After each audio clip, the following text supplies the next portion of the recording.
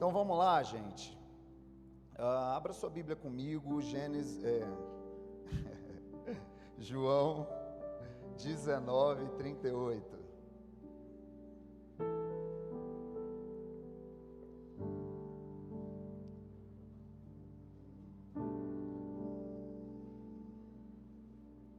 João 19:38.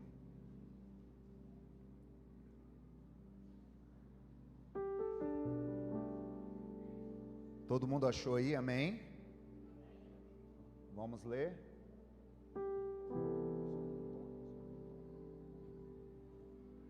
Depois disso, José de Arimateia pediu a Pilatos o corpo de Jesus.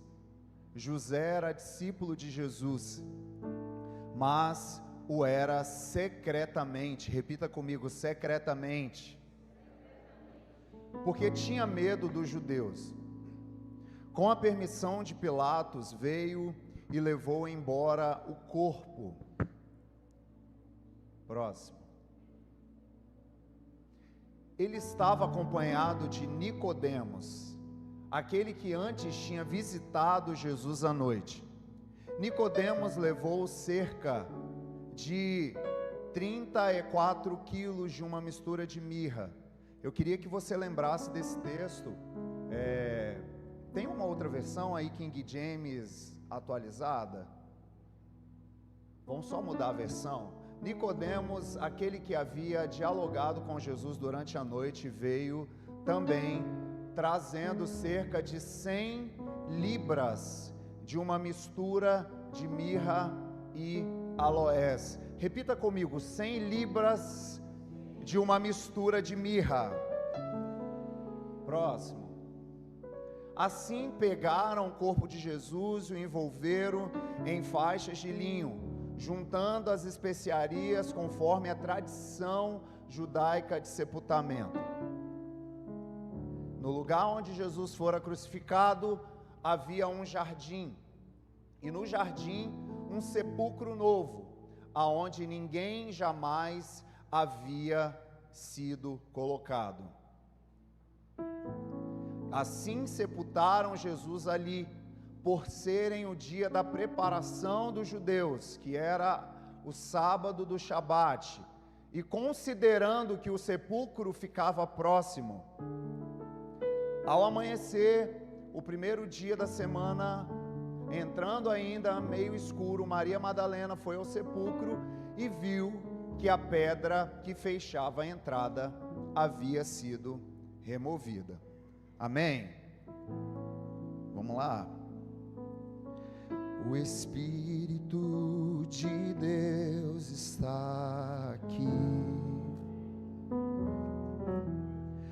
operando em nossos corações, trazendo sua vida e poder, ministrando sua graça e amor. Os feridos de alma são curados, os cativos e oprimidos livres são, os enfermos e doentes são sarados, pois o Espírito de Deus está aqui.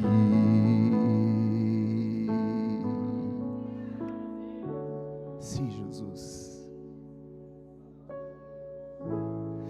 Pai, eu quero contemplar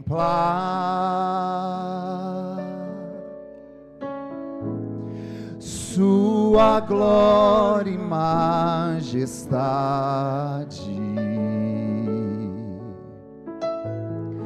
Pai, eu quero te adorar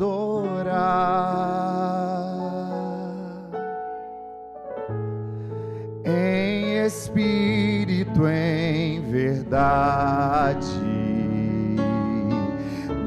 não apenas no átrio ou no santo lugar. Eu quero te entronizar entre os querubins.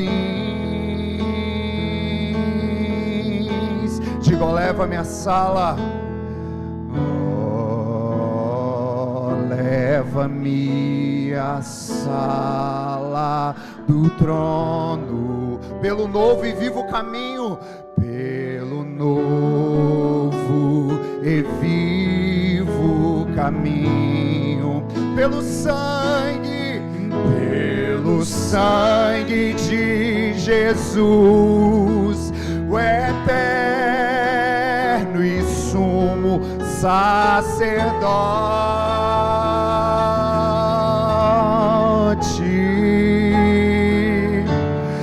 Oh, leva-me à sala do trono. Vamos para te adorar, para te adorar, Senhor. Oh, leva-me à sala. Oh, leva-me ao trono, para te adorar, para te adorar, Senhor, para te adorar, para te adorar, Senhor, para te adorar, para te adorar,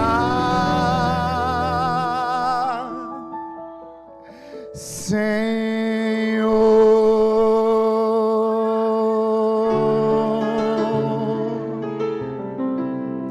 Nós te adoramos, Jesus, nessa noite. Não há outro como o Senhor, Pai.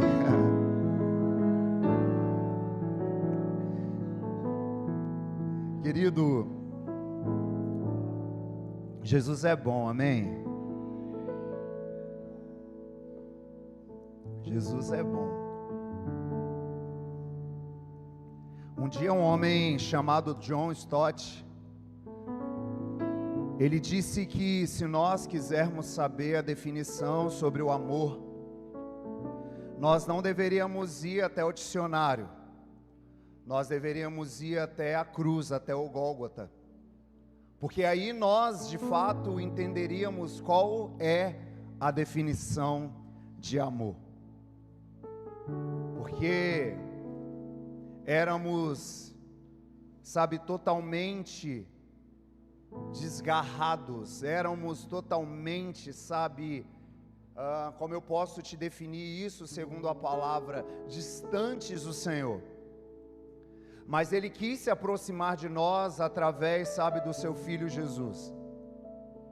E hoje, eu vou tentar falar sobre algo aqui, porque falar sobre a cruz de Cristo, falar sobre o amor de Jesus, querido, é algo que transcende as nossas palavras, não há uma palavra que defina o que o Senhor Jesus fez na cruz do Calvário. Por isso que quando um dia em João, em Lucas, se eu não me falha a memória, no versículo 7, uma mulher, após entrar numa casa onde estavam os publicanos, e ela lava os pés de Jesus, daqui a pouco Jesus fala bem assim, por que essa mulher fez isso? Porque quem muito foi perdoado, muito ama. Sabe por que essa mulher está se rendendo? Porque quem foi muito perdoado, muito ama. E querido, nós fomos muito perdoados. Nós andávamos totalmente longe, mas Ele nos trouxe para casa, querido. Ele nos trouxe para um lugar, Ele nos trouxe de volta, para o lugar onde Ele sempre quis. E qual é esse lugar? É aos pés dEle, querido.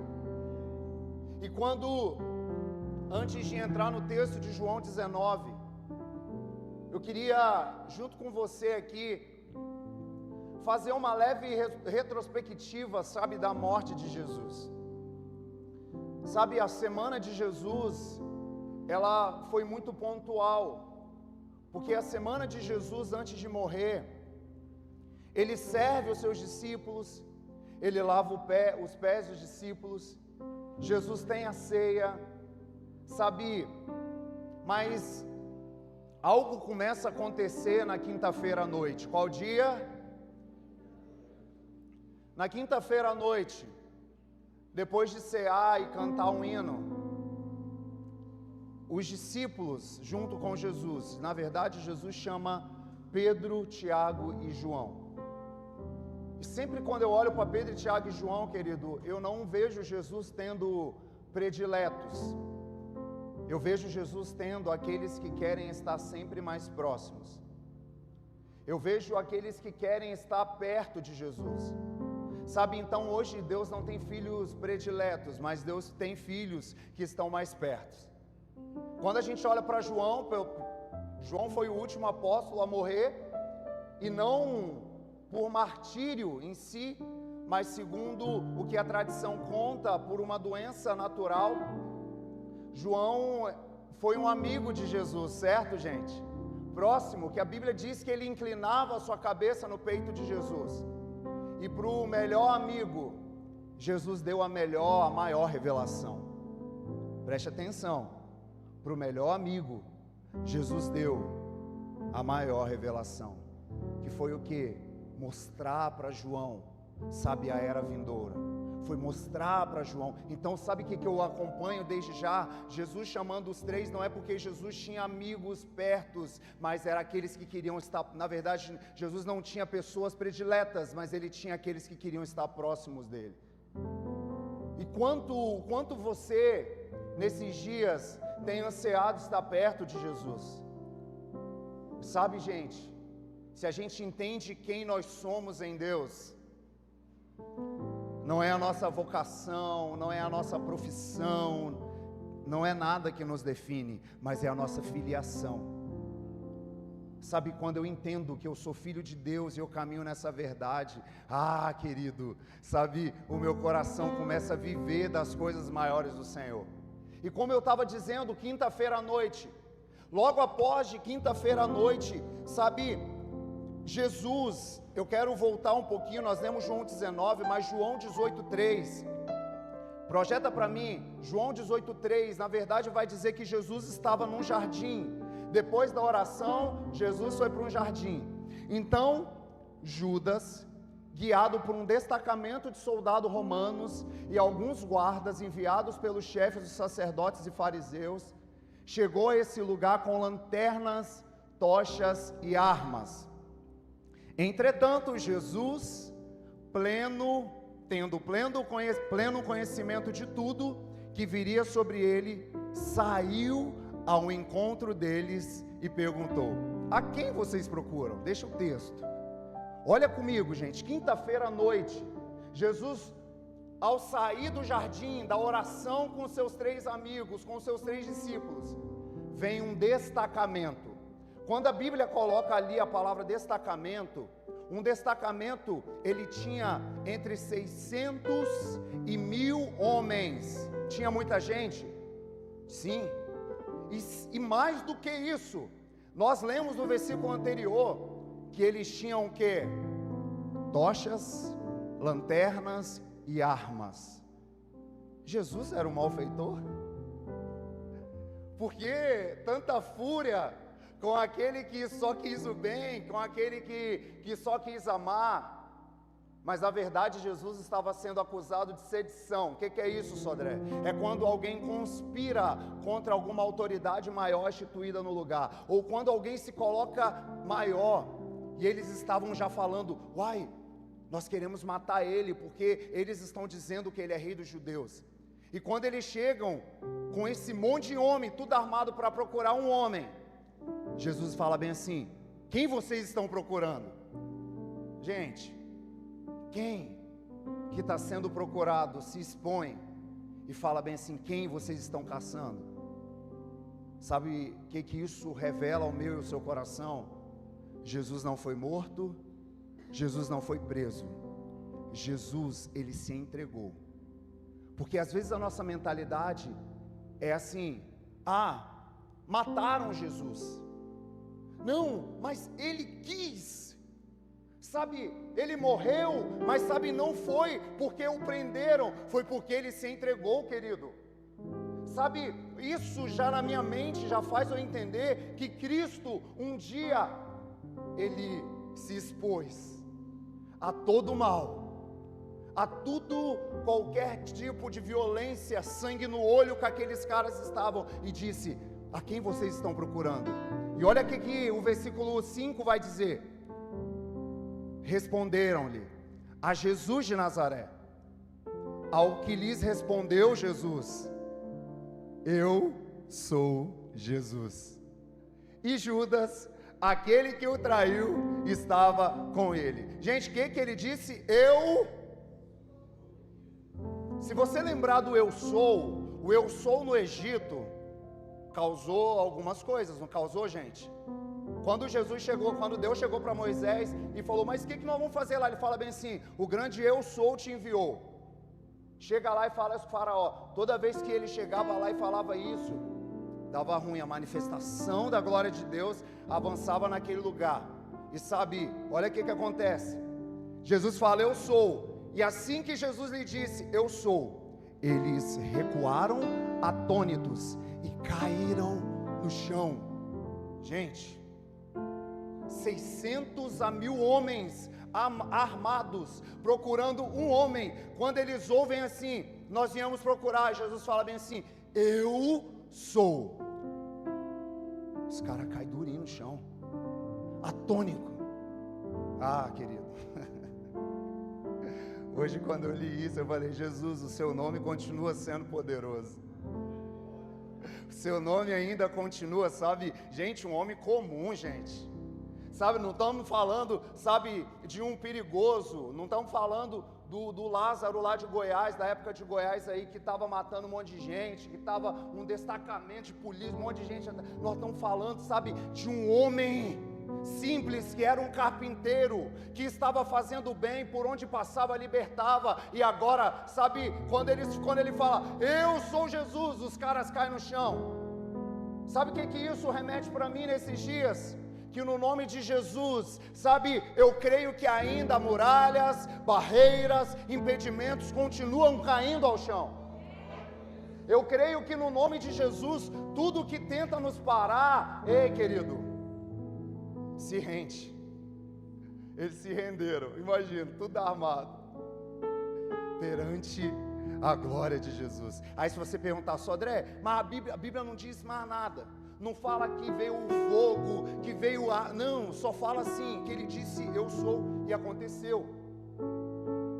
Querido, eu continuo crendo no nome de Jesus. Eu continuo crendo que Jesus faz grandes coisas. Por isso que nós precisamos nesses últimos dias, cara, viver uma vida ligada. E se você olhar e falar bem assim: depois disso, Sodré, o que acontece?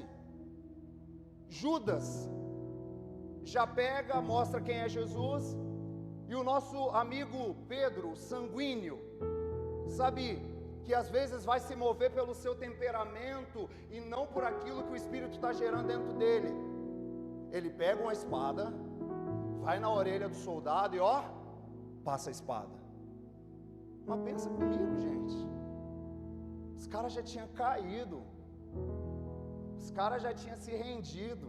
Jesus falou bem assim: gente, mas é eu mesmo que vocês querem? Então eu estou aqui. Se você continuar lendo, Jesus vai falar: eu estou aqui, me leva. E o Pedrão, movido, sabe, às vezes pela sua alma, pelo seu ímpeto, ele pega a espada e corta a orelha do homem. Sabe, quando eu olho para Jesus, querido, eu vejo Jesus sendo, sabe, o que a humanidade sempre precisou. Porque se você pegar agora, eu acho tão importante, eu fiz questão de ler e ver isso, que quando a gente pega Lucas, por exemplo, Lucas 22, 51, projeta para mim, Lucas 22, 51, você percebe que aqui o nome fala que era Malco, o nome do soldado, mas presta atenção: contudo interveio e ordenou: deixai-o, basta. E tocando na orelha do Aqui fala o nome, que era Malco, gente. Fala de quem? Aí fala o quê? Jesus restaurou a orelha de Malco? Não. Jesus curou a orelha de Malco. Sabe por quê? Malco não precisava ter a orelha restaurada. Malco representava uma geração, porque Malco era um estudante para ser um sumo sacerdote. Então, você bem sabe, nós estudamos aqui no sacerdócio, que um sacerdote com defeito, com a orelha cortada, ele poderia fluir no seu ofício, sim ou não? Não. Mas sabe o que Jesus faz? Lucas, que escreveu esse texto, Lucas era o que, gente? Médico.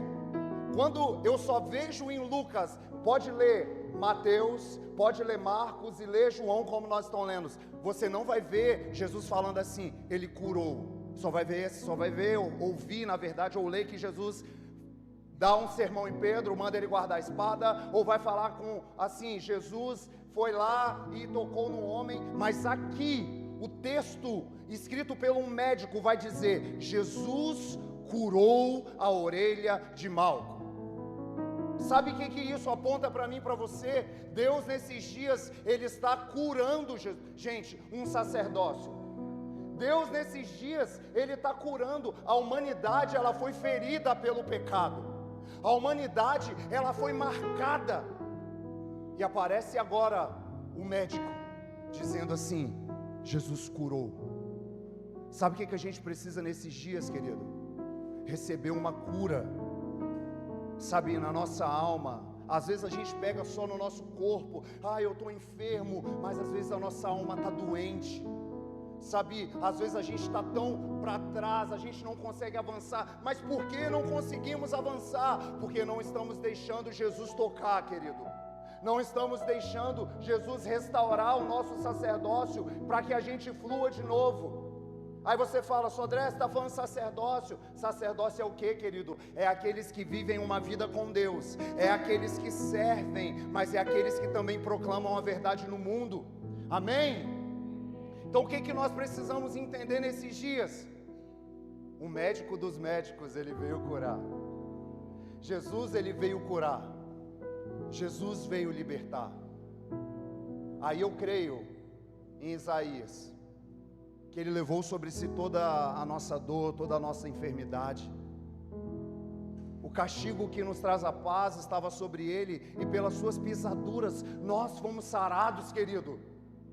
Então o que nós precisamos? Tomar posse dessa verdade nesses dias. Então Jesus restaura a orelha de um homem chamado o quê? Malco. Sabe qual é o significado do nome Malco? Significa reino. Deus, ele veio restaurar um reino de filhas e filhos, sacerdotes do Senhor. Deus, ele veio trazer isso sobre nós nesses dias. Mas logo depois disso, Jesus se entregou. E é bom lembrar disso, sabe por quê? Jesus estava num jardim. Qual era o nome do jardim? Getsemane. Getsemane significa o quê? Lugar da prensa. Quando Jesus estava no Getsemane, querido, você bem sabe, Jesus, ele tem um colapso. A Bíblia diz que dos seus poros, da sua pele, começa a sair sangue. A ciência vai definir que Jesus teve uma hematidrose. É quando alguém está num nível altíssimo de estresse, que do seu corpo agora, ao invés de sair suor, sai sangue. Jesus está onde? No lugar da prensa. Mas sabe, o Getsemane era conhecido como o lugar das azeitonas. A azeitona prensada, querido, o produto que saía da azeitona tinha 3 finalidades. Quantas finalidades? Primeira finalidade era dar luz. O azeite fazia parte do combustível que gerava luz. Sabe, nas lamparinas, Jesus veio ser a luz do mundo. O segundo benefício, sabe qual era do azeite? Fazia-se também sabão com o azeite. O que Jesus veio? Nos purificar dos nossos pecados. E o terceiro, as pessoas usavam, sabe, além do seu benefício próprio com luz, usavam no comércio. E isso remete o quê? Jesus, ele comprou a gente. Sabe, o azeite, sabe, que saiu de Jesus. Mas aí eu quero que você entenda, vocês estão comigo, gente? Eu falei luz, sabão, e eu falei sobre comprar. Mas no dia de Jesus não saiu azeite. Saiu, gente. Saiu sangue. Porque até então o mundo não precisava de unção, o mundo precisava de purificação. Por que saiu sangue? Porque precisava ser purificado. Sabe qual é o problema às vezes? Nós que corremos muito atrás das coisas. Eu quero ser, unção, eu quero unção, outros não. Aí você começa a ficar doido. E Jesus fala bem assim: não, primeiro você precisa do sangue da purificação. Porque o que extraiu de Jesus, querido, primeiro foi o sangue, sabe, que nos purifica e revela, sabe, a nossa vida. Então por que nós estamos falando da cruz? Porque foi na cruz, foi nesse lugar que Jesus, ele sofreu por mim e por você. Mas daí Jesus caminha até o Gólgota, porque, presta atenção comigo, Getsêmani é o lugar da prensa, mas não é lugar de morte. Às vezes você pensa que vai morrer, né, na prensa. Às vezes você fala bem assim: vai dar ruim, nossa, eu estou ruim, Deus está me prensando, mas está saindo algo de você, querido. Deus está assim, mas por que Getsêmani, pastor, não é o lugar da morte, mas da prensa? Porque, gente, Pedro causou maior fuzuê. Pedro, ao cortar a orelha do servo do sumo sacerdote, imagina agora, a fúria poderia ser levantada. A fúria, e Jesus fala bem assim: Pedro, guarda a sua espada. Vamos lá. Pedro guarda a espada. Jesus se entrega e vai até um lugar chamado Gólgota, lugar chamado caveira, porque Getsêmani, querido, não é lugar de morte. Getsêmani é lugar de prensa. Sabe o que Jesus está falando? Evitando uma confusão, evitando que os discípulos fossem mortos. Sabe aquele dia, Jesus evitou a morte de Pedro, querido. Pedro poderia morrer sim ou não, mas sabe, Jesus evitou. Então deixa eu te dar um conselho nesses dias: para de se mover pelo ímpeto da sua alma, para de se mover pelo ímpeto da sua carne, porque isso pode te levar às vezes para um lugar de morte. Já viu o termo, fulano morreu de bobeira? Alguém já ouviu isso? Mas por que morreu de bobeira? Porque ao invés de receber a prensa, na hora do trânsito, soltou um palavrão e o cara estava armado e foi para cima lá e meteu tiro. Ah, morreu de bobeira por quê? Porque a via era 100, estava lá na verdade 80, o cara estava 200, aí, morreu de bobeira, por quê? Indo pela emoção, indo pela alma. Gente, vamos lá. Aquele dia Jesus estava falando bem assim: ei, vocês precisam de mim, vamos lá, eu tô aqui, me prende. Mas Pedro, guarda a sua espada, Pedro. Então sabe o que Jesus estava falando para você? Guarda suas armas nesses dias. Querido, o que tem causado às vezes, sabe, um tipo de morte em você? Guarde essas armas, porque existe um Jesus, querido, que olha por nós e está nos mostrando um caminho. Porque quando Jesus, ao sair do Getsêmani, ele vai para onde? Para o Gólgota. Isso já era madrugada, na verdade isso já era sexta-feira de manhã. Na madrugada, Jesus foi preso.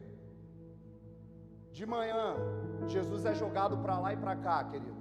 Vai para Pilatos, vai para Herodes, os sacerdotes estão dizendo assim: não, tem que prender ele, porque ele está dizendo que é o rei.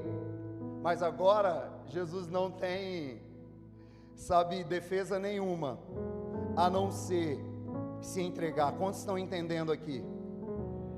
Então o que nós precisamos hoje? Nos lançar a tudo aquilo que o Senhor fez por nós, na cruz do Calvário. Porque quando Jesus chega a Pilatos, sexta-feira de manhã, Pilatos, ele não vê erro algum em Jesus. Projeta para mim João 19:6. No final você vai entender onde eu vou chegar. Ao verem o chefe dos sacerdotes e guarda, gritaram: crucifica-o. Mas Pilato contestou-os, dizendo: levai-vos vós, outros crucificai-o, pois eu não encontro culpa nele. Gente, Pilatos, você conhece a história, quando ele lava as mãos e fala bem assim: gente, esse homem não tem culpa nenhuma, mas vocês querem crucificar ele, então vamos crucificar. Mas esse lavar as mãos é sobre alguém que está vendo a verdade, está vendo, sabe que a justiça precisa ser feita, mas ele lava as mãos, sabe por quê? Porque ele quer viver a sua vida, ele não quer perder o seu status, ele não quer perder o seu trono. E o quantas das vezes que a síndrome de Pilatos pega em nós, porque olhar para uma geração caída e não nos tornarmos nesse tempo homens que vamos orar para que a justiça do Senhor venha na terra, olhar para essa geração caída e não declarar a verdade de Jesus, é ter a síndrome de Pilatos, é olhar e falar bem assim: eu lavo minhas mãos, eles querem.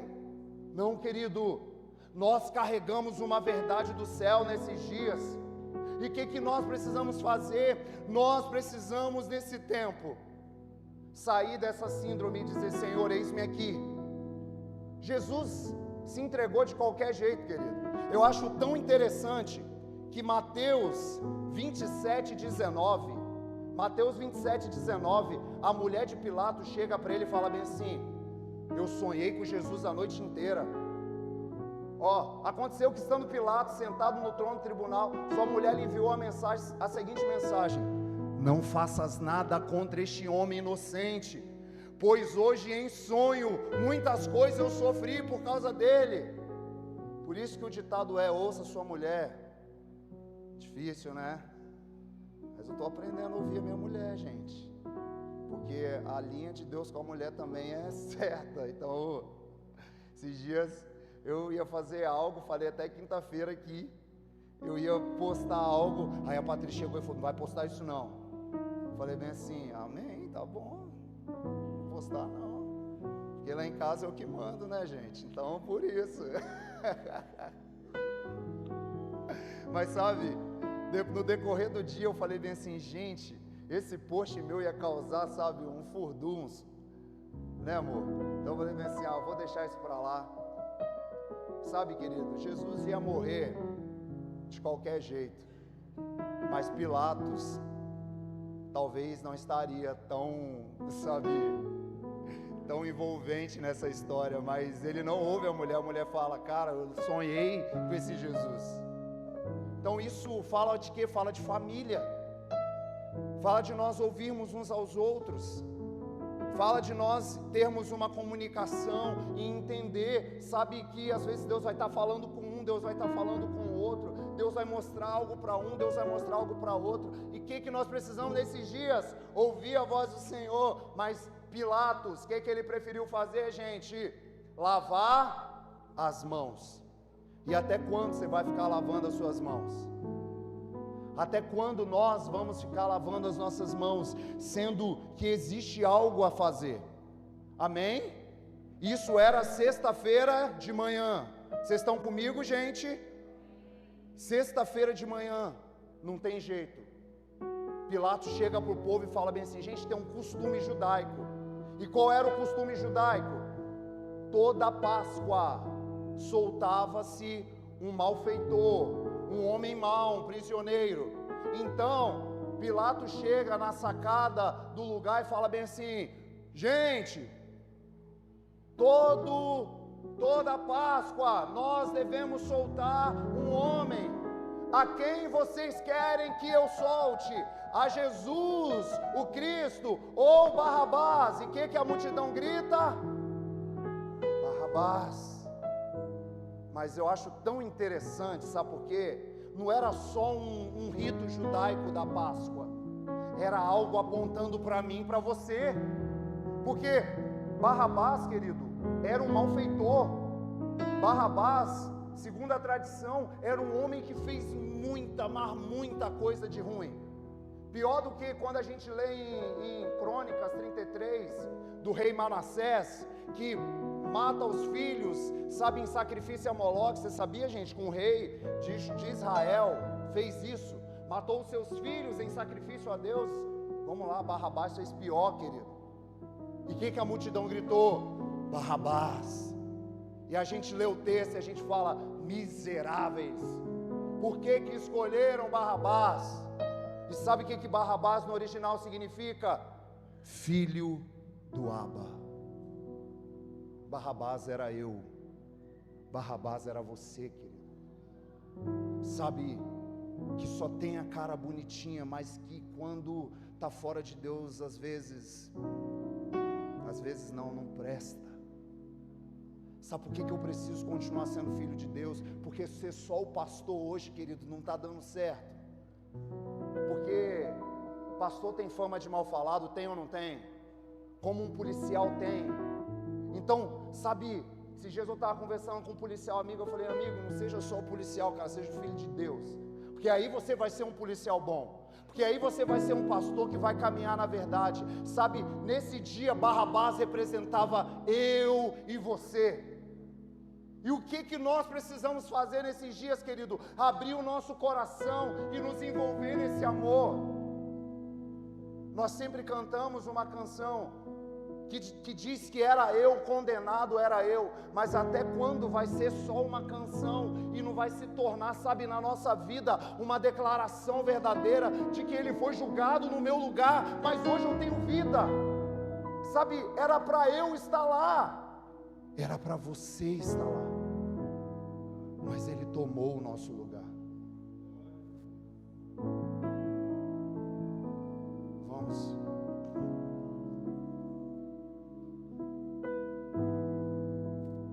Você sabe, às vezes o nível que você entra quando você não está em Deus, o nível que a sua alma te leva, sabe? O quanto eu vejo hoje uma geração, querido, que se move somente, sabe, por uma parte.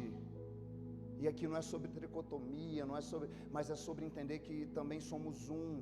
Eu estou falando de alma, mas às vezes é porque é a parte mais sonora do nosso corpo, e às vezes vai levando a gente para lugares, querido, e a gente vai vendo cada dia os psicólogos mais cheios. Mudou a era, mudou a estação, mas a palavra continua a mesma. A gente vê as academias mais cheias, mas não é porque queremos cuidar da saúde, mas às vezes é porque queremos mostrar para alguém. Sabe, é porque, sabe, no final das contas, o nosso corpo está virando o nosso Deus. E vocês me conhecem, sabe o quanto que eu aqui ensino para as pessoas que caminham próximo. Gente, cuide da sua saúde, mas vocês sabem de pessoas que têm feito, sabe, o seu corpo de um Deus. Em Deus aquilo que não é Deus, querido. Aí pega a sua alma e fica ali e daqui a pouco você não percebe, querido, que você está voltando para a mesma condição de prisioneiro. Esses dias estávamos num lugar e eu falei com o Dani, nós estávamos vendo uma pessoa e ali ele bebendo, eu falei bem assim, gente, Dani falou, pastor, isso aí não é liberdade, isso aí é prisão. A pessoa fala, eu sou livre, eu posso beber. Ela é tão livre que ela não consegue deixar de beber, porque isso não é liberdade, isso é uma falsa liberdade. Sabe, querido, isso é você olhar para uma libertinagem e ao invés de uma liberdade, sabe o que é liberdade? Está ali, mas eu não quero fazer. Está ali, dá até vontade, mas existe algo muito maior em mim. Aí você não se move mais pela sua alma, você não se move, sabe, tudo em você glorifica o Senhor. Sabe, a sua alma, o seu corpo, o seu espírito, tudo vai linkando ao Senhor. Se a gente não entender essa unidade de ser um, querido, no corpo, a gente vai perdendo, sabe, a nossa vida em Deus. Então, que nós precisamos entender nesses dias? Que o Senhor está chamando uma geração, querido, uma geração que vai se preocupar muito mais com aquilo que é verdade nesses dias. Uma geração que vai nesses dias, sabe, alinhar o Espírito com o Espírito de Deus. Aí daqui a pouco, querido, tudo que você faz vai apontar para o Senhor. Você vai cuidar da sua saúde, vai, mas isso sua família vai desfrutar. Não vai ser uma mulher da rua que vai desfrutar, não vai ser um homem da rua que vai desfrutar. Quem vai desfrutar é a sua família, sabe, é a sua filha. Sabe por quê? Às vezes você não vai deixar a barriga encostar lá no pé, é porque você precisa correr ainda atrás do seu filho na rua, brincar com ele, estar com ele. Está entendendo o que eu estou falando? Aí isso aponta para Jesus. Aí, como pastor aponta para Jesus? Aponta, Deuteronômio 6,6. Vamos ler comigo?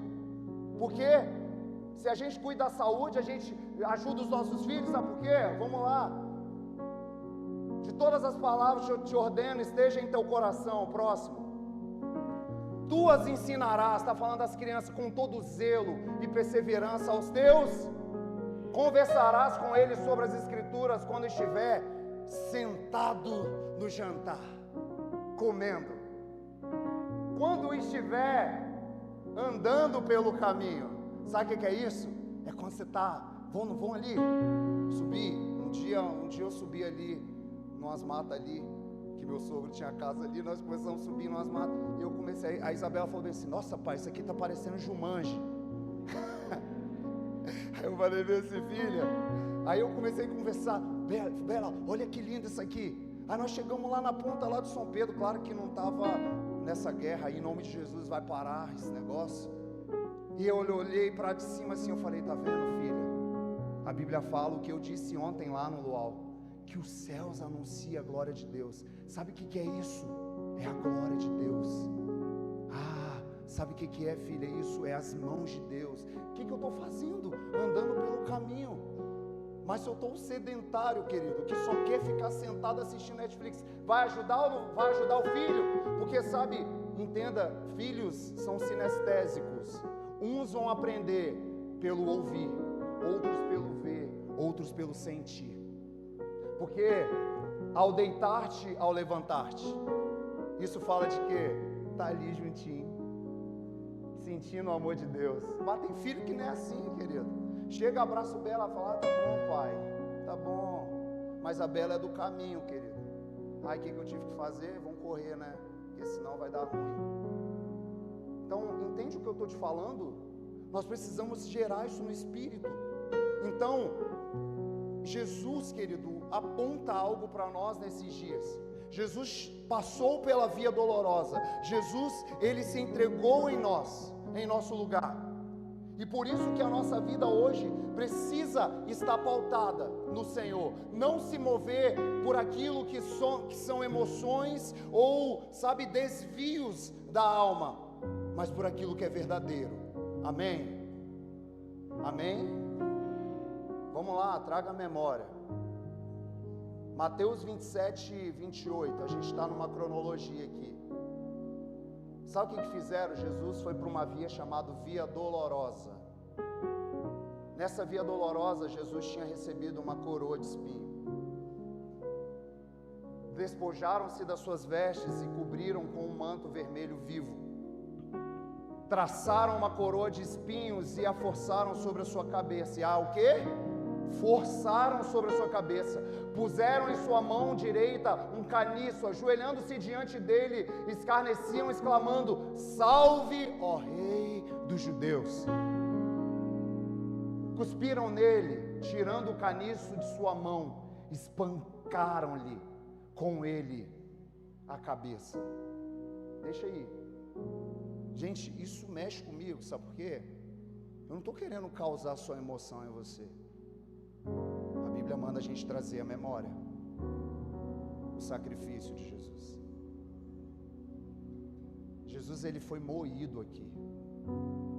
A gente lê o texto, mas quando a gente entra no contexto original, Jesus foi açoitado com cordas que tinham pontas agudas, que tinham pontas de ferro, que ao baterem nas suas costas ficaram dilaceradas. Muitos vão dizer que por esse determinado açoite, até órgãos do corpo ficavam expostos, porque o ferro era tão pontiagudo e entrava que saía rasgando. Sabe, alguém sofreu por mim? Aí vamos lá, vamos pensar comigo. A ciência diz que a cabeça é o lugar que, quando sofre um impacto, é o lugar que mais sofre inchaço. Quando você bate a cabeça, você sabe, é uma batida forte, logo incha. O inchaço da cabeça é algo que acontece muito rápido. Só que o que eles fizeram com Jesus? Forçaram uma coroa de espinho na cabeça. Imagina, rasgando, sabe, a sua face. Ao descer uma coroa de espinho, pegaram um caniço, um pedaço de pau, botaram na sua mão para simbolizar que ele era um rei, disseram: salve, ó rei dos judeus. Mas sabe depois o que eles fizeram? Pegaram esse pau e começaram esse caniço e bateram, sabe, na cabeça de Jesus. E muitos vão dizer, historiadores do século passado, vão dizer que a cabeça de Jesus inchava. E na medida que a cabeça inchava, os espinhos entravam ainda mais. Querido, sabe, hoje eu corria de manhã e eu falava: Senhor, o Senhor sofreu tudo isso por mim? É sério, Deus? Por mim? Que às vezes sou falho, que às vezes sou isso, que sou às vezes, sabe, como um Barrabás. Mas sabe, querido, olhar para isso não pode ser só algo saudosista, mas nós precisamos olhar para o sacrifício de Jesus na cruz e falar: eu quero dar uma resposta a esse amor, eu não quero viver distante desse amor, independente de quem eu sou, eu quero permanecer nesse amor. Porque logo quando Jesus vai para o Gólgota, penduram Jesus no meio de dois malfeitores. E quando penduram Jesus, a Bíblia fala que Jesus teve sede, deram vinagre para Jesus beber. Sabe, todo homem na cruz, a maioria deles, porque a morte de cruz era das mais cruéis do sistema romano, todos eles morriam ou por asfixia, ou por hemorragia, ou por esgotamento físico, e Jesus ainda estava ali, querido. E Jesus estava, sabe, ainda vamos pregar aqui sobre as 7 palavras de Jesus, até a sua morte, porque começou a crucificação 9 da manhã, meio-dia, Mateus vai dizer que houve trevas. Houve trevas, imagina, querido, o sol de meio-dia, que estava ontem, do nada, trevas, ficou em trevas, na hora sexta, e na hora nona, Jesus, ele fala bem assim: por quê? Por que me desamparaste? Aí sabe o que eu descubro com Jesus? Tem hora que a gente tem esses porquê, não tem? Alguém ou só eu que já chegou assim: Jesus, por quê? Por que, Jesus? Por que, Deus, você me desamparou? Jesus estava numa agonia profunda. Mas sabe o que ele faz? Ele fala bem assim: Pai, a Ti eu entrego o meu espírito. Aí sabe o que acontece? O véu rasga de cima a baixo, a terra treme, os soldados ficam loucos. Quando a terra treme, querido, quem estava morto ressuscita. A Bíblia vai dizer que parentes, pessoas que ressuscitaram, começaram a ir para suas casas. Sabe, imagina alguém que estava em casa e olha e recebe alguém e fala: uai, não, mas é porque aconteceu algo, sabe, alguém morreu para que eu tivesse vida. Aconteceu o maior avivamento, sabe, da história, querido. Por isso que se falta o evangelho da cruz nos púlpitos, vai faltar tudo. Aí, eu quero chegar onde eu queria chegar. Tinha 2 homens, nós lemos sobre 2 homens, José de Arimateia e Nicodemos. Quem lembra no início? Lemos 19, projeta para mim João 19, 38. Depois de tudo isso, e os soldados olharem assim, Dani, e falar bem assim: verdadeiramente ele era filho de Deus. E não é só porque a terra tremeu, é porque eles viram a maior prova de amor na cruz, Quem que está preso, querido, e prestes a morrer, vai olhar para o lado e vai falar bem assim: hoje mesmo você vai estar comigo no paraíso. Quem em extrema agonia vai olhar bem assim e vai falar bem assim: mãe, este é teu filho. Quando ele fala com Maria sobre João e fala: João, esta é sua mãe. E João pega Maria e leva para sua casa. Quem, querido? Quem tem muito amor. Aí a gente fala: acabou a história de Jesus. Aí aparecem dois homens, porque não tem mais ninguém. Sabe o que é engraçado? O evangelho da multiplicação, ele é muito real no Brasil. Esses dias mesmo aqui no final de semana eu estava tendo ali no aeroporto de Vitória o evangelho da multiplicação. Por que eu estou falando isso? Porque quando fala de multiplicação está cheio de gente. Todo mundo quer, querido. Falar para você aqui que Deus vai te dar picanha, você levanta a mão. Eu já ouvi muito isso. Alguém já ouviu isso, gente? Alguém já teve um dia no culto? Eu estava um dia no culto e o falou: Deus vai te dar picanha. E todo mundo falei bem assim: aí o Espírito pegou no Lula, né? Aí enganou todo mundo. Porque o evangelho da multiplicação é legal, tem muita gente. Mas o evangelho da crucificação só tem dois homens. Entendeu comigo? No evangelho da crucificação só tem dois homens: José de Arimateia e Nicodemos. José de Arimateia era o senador. E eu acho tão legal que algum tempo depois, mais tarde, isso era o que, gente? Só para você entender a cronologia: 3 horas da tarde Jesus morreu. Vocês conhecem que até 6 horas, quando dá 6 horas da sexta-feira, o adventista, se tem um aqui, Deus te abençoe, tá? Mas é normal o adventista ele parar, porque ele crê no descanso. Então estava chegando a hora de descansar. O que os religiosos estavam doidos? Porque está chegando a hora do Shabat.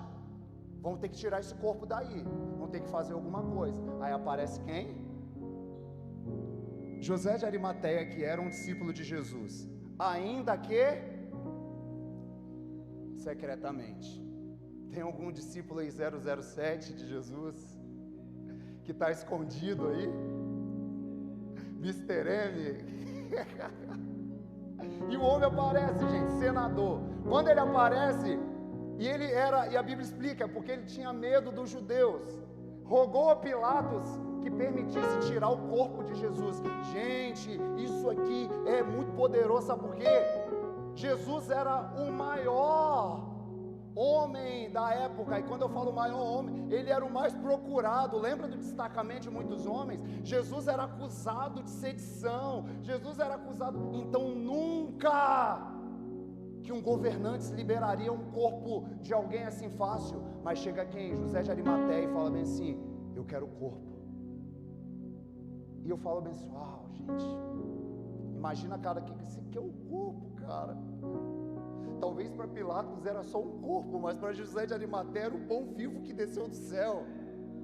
Para José de Arimateia, sabe, eu creio muito, gente, nós vamos voltar nesse mesmo versículo, Marcos, mas projeta para mim, Isaías 53, 9, José de Arimateia era rico, tinha dinheiro. Sabe o que eu acredito? Que José de Arimateia lia os profetas.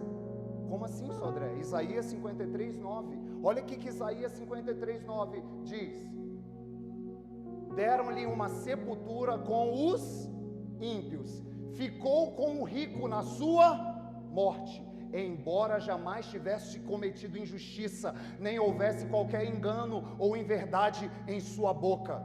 Sabe o que Jesus está agora? Numa sepultura de um rico, querido. Na verdade estão querendo, volta o texto para mim, o anterior, eles estão querendo, José de Arimateia está querendo cumprir a profecia.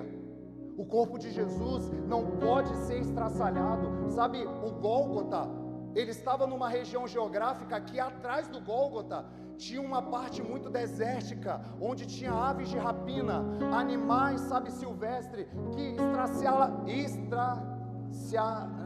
o corpo de Jesus. Iam estraçalhar o corpo de Jesus, sabe? Mas sabe o que o homem fala? Eu quero o corpo de Jesus, querido. Ah, gente, Tem algum discípulo aí secreto aí? Você tem que aparecer nesses dias, querido. Você tem que aparecer. Senhor, levante o José de Arimateia. Porque ele pede o corpo e Pilatos concedeu a permissão. Então José de Arimateia veio e retirou o corpo de Jesus. Aí, gente, José de Arimateia retirou o corpo. Mas aparece quem? Nicodemos. Nicodemos, quem lembra da história, é o homem que só aparecia de noite também. João 3 fala que ele aparecia de noite para conversar com Jesus, escondidinho, e nisso, quando ele apareceu um dia, Jesus fala bem assim: Nicodemos, aquele que não nascer da água e do Espírito não pode entrar no reino de Deus. Sabe o que a gente tem como concepção? E eu tinha. Nicodemos não se converteu, sabe por quê? Nicodemos não ouviu, né? Saiu. Mas aí, segunda vez que Nicodemos aparece na história, João 7, versículo 50. João 7, versículo 50.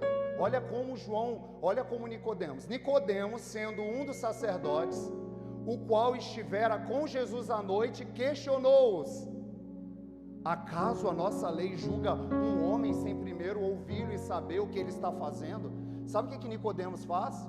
Primeiro Jesus fala que ele tinha que nascer da água do Espírito, e parece que não acontece nada. Mas depois aparece ele bem assim: uai, é sério que vocês estão querendo matar Jesus? Sem antes de escutar ele? A nossa lei romana permite isso? O que Nicodemos está fazendo? Defendendo. Sabe o que eu vejo isso, gente? Uma progressão. Uma pessoa que está entendendo e ela está entrando na rota do Espírito. Só que aparece agora Nicodemos lá em João, no mesmo texto, 19, no versículo 39 ou 40. Nicodemos, aquele que havia dialogado com Jesus durante secreto, veio também trazendo cerca de 100 libras de uma mistura de mirra e aloés. Gente, vocês estão comigo? Vocês estão, gente? É sério mesmo? Posso falar só mais um minuto? Ou vou terminar aqui, eu vou deixar isso para outro dia. Olha o que a Bíblia diz, que Nicodemos, ele leva 100 libras de mirra. João 12, 3, se você lembrar, pode projetar, João 12, 3. Se você lembrar um dia na casa de Marta, Maria e Lázaro, olha o que acontece. Maria pegou 1 libra de bálsamo de nardo puro, um óleo perfumado muito caro, ungiu os pés de Jesus e o enxugou com seus cabelos, e a casa encheu-se com a fragrância daquele. Maria tinha quantas libras? Nicodemos levou quantas libras? 1 libra foi capaz de encher toda aquela casa, sabe, com um perfume. Só que, gente, hoje eu fiz questão, gente, de bugar nisso aqui, sabe, de chorar nisso aqui. Sabe por quê? Isso prova para mim que Nicodemos, ele nasceu da água e do Espírito. Porque Nicodemos, ele mudou de vida a partir do sacrifício de Jesus. Porque 1 libra equivale a 325 gramas. Quanto vale 300? E quanto valia 325 gramas? Judas responde logo depois, versículo 4.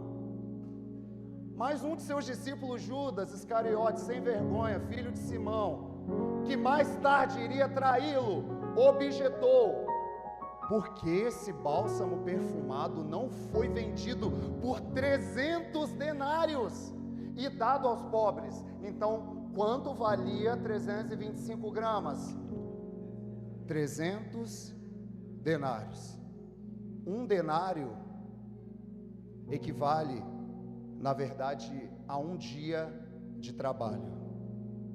Aquela única libra daquela mulher, ela valia por 1 ano de trabalho. A libra que Maria usou nos pés de Jesus, sabe por que encheu a casa? Porque ela valia 1 ano de trabalho. Então pensa comigo, ele é de conta, ele está fazendo conta ali, a fumacinha está subindo, ou subiu lá em casa. Mas pega isso aqui no seu espírito, querido. Se 325 gramas equivale a 300 denários, 300 denários equivale a um dia de trabalho.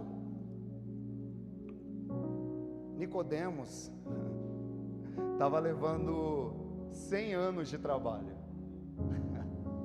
O que Nicodemos estava levando, Gui? A sua vida. Uma vida inteira. Enquanto era 1 ano para aquela mulher de trabalho, ele estava levando a sua vida inteira aos pés de Jesus. Ah, gente. Então, por isso que quando nós cantávamos antigamente, uma vida é pouco pra te amar, me dá eternidade com você. Uma vida é pouco, uma vida é pouco pra me dar.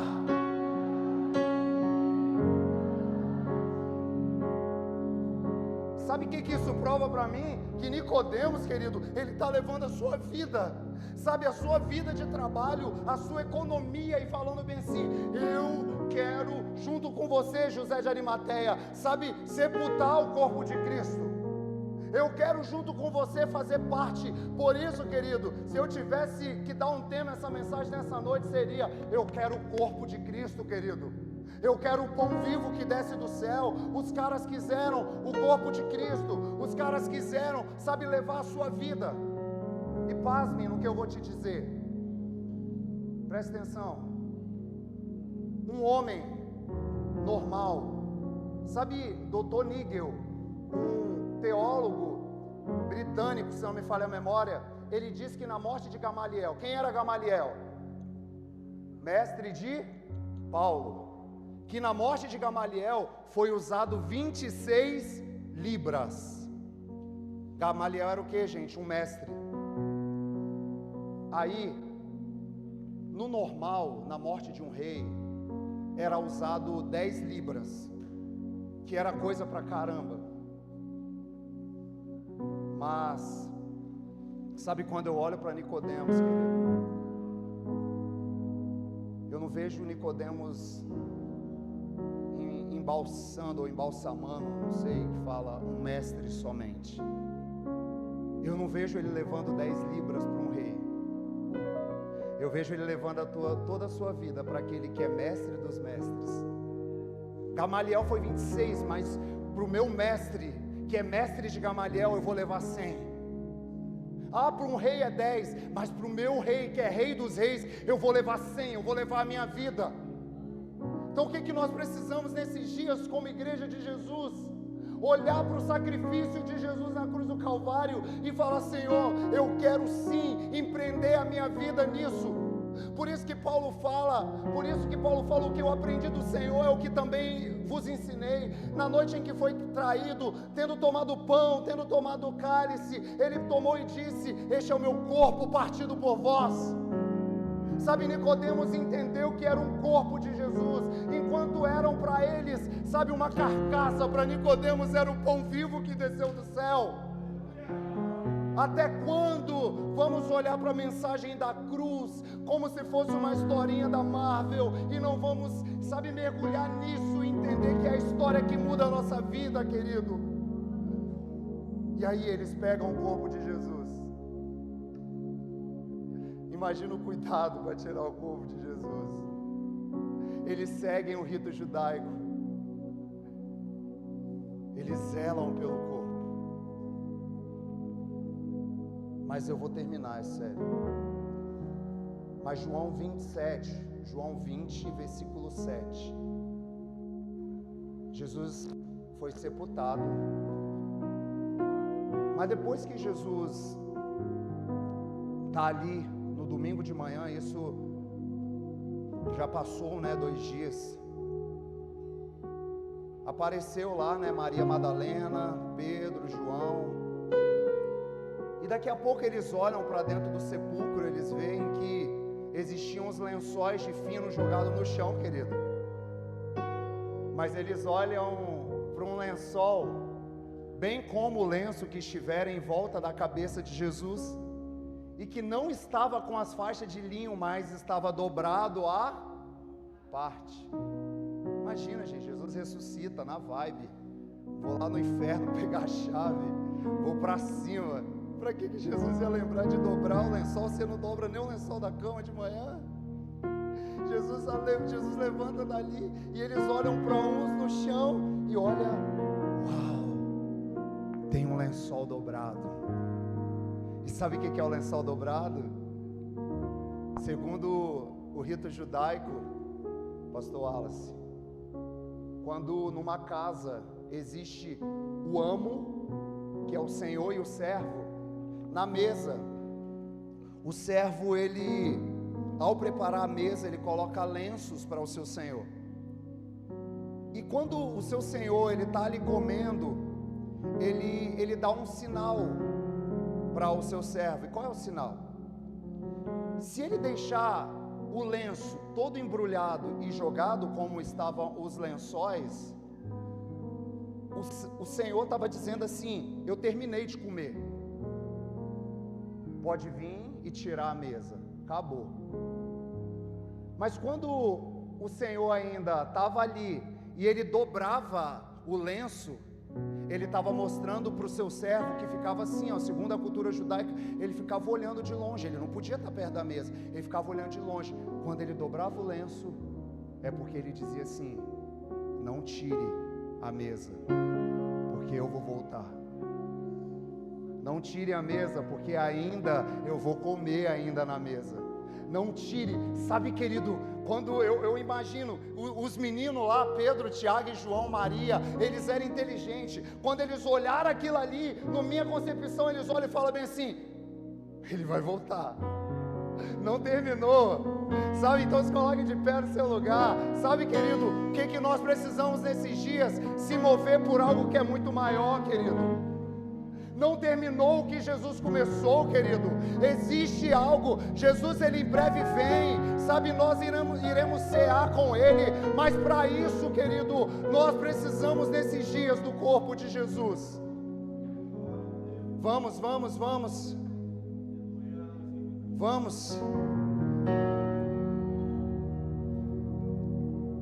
Jesus, ele está chamando os que se esconderam até hoje. Talvez você se escondeu como Nicodemos atrás da religião. Talvez você se escondeu, sabe, querido, atrás do seu trabalho, como José de Arimateia, um senador. Mas Jesus agora, ele chama um povo, sabe, que entende que nós precisamos nesses dias, querido, do pão vivo que desceu do céu. Sim, vamos. Tu és santo, Jesus. Sim, Jesus, nós abrimos o nosso coração.